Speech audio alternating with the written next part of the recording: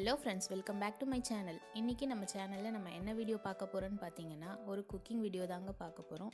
செய்ய போறது என்ன ரெசிபி அப்படினா ஒரு fish fry தான் பார்க்க போறோம். fish fry எல்லாரும் சிம்பிளா ஈஸியா ஒரு மெத்தட்ல செய்வாங்க. இந்த மெத்தட்ல ட்ரை பண்ணீங்க அப்படினா கண்டிப்பா எப்பவுமே இந்த மெத்தட் தான் விரும்புவீங்க. வாங்க இத நம்ம எப்படி செய்யறதுன்னு இப்ப பார்க்கலாம். இதுக்கு தேவையான பொருட்கள் என்னெல்லாம் முதல்ல பார்த்துடலாம்.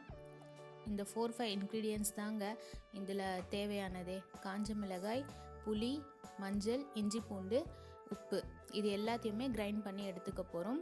ரொம்பவுமே ஃபைன் பேஸ்ட்டாக இல்லாமல் கொஞ்சம் மீடியமாக அரைச்சி எடுத்துக்கலாம். அம்மியில் அரைக்கிற மாதிரி அரைச்சி எடுத்து மீனில் மேரினேட் பண்ணி ஒரு 1/2 an hourலேருந்து 1 hour உங்களோட டைமுக்கு ஏற்ற மாதிரி நீங்கள் இதை நல்லா ஊற வச்சுருங்க. மீனை நல்லா மேரினேட் பண்ணி வச்சுட்டு உங்களுக்கு எப்படி விருப்பமோ நீங்கள் ரெகுலராக ஷாலோ ஃப்ரை பண்ணுவீங்களோ, டீப் ஃப்ரை பண்ணுவீங்களோ, தவா ஃப்ரை பண்ணுவீங்களோ. நான் இப்போ ஷாலோ ஃப்ரை தான் பண்ணுறேன்.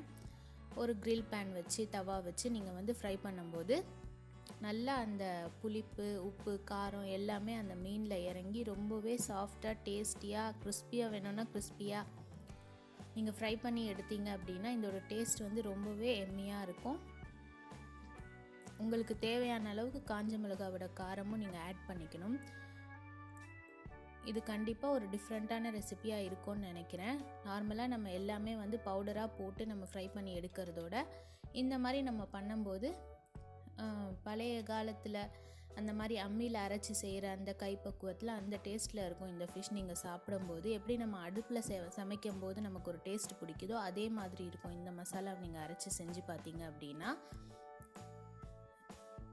இந்த சிம்பிளான ரெசிபி உங்களுக்கு பிடிச்சிருக்கும்னு நினைக்கிறேன். நீங்களும் ஃபிஷ் ஃப்ரை இந்த மாதிரி செஞ்சு பார்த்துட்டு எப்படி டேஸ்ட் இருந்துச்சு அப்படின்னு சொல்லிட்டு கீழே கமெண்ட் பாக்ஸில் கமெண்ட் பண்ணுங்கள். அண்ட் இந்த வீடியோ பிடிச்சிருந்துச்சு அப்படின்னா கண்டிப்பாக லைக் பண்ணுங்கள், ஃப்ரெண்ட்ஸோட ஷேர் பண்ணுங்கள், மறக்காமல் சப்ஸ்கிரைப் பண்ணிவிடுங்க. தேங்க்யூ ஃபார் வாட்சிங்.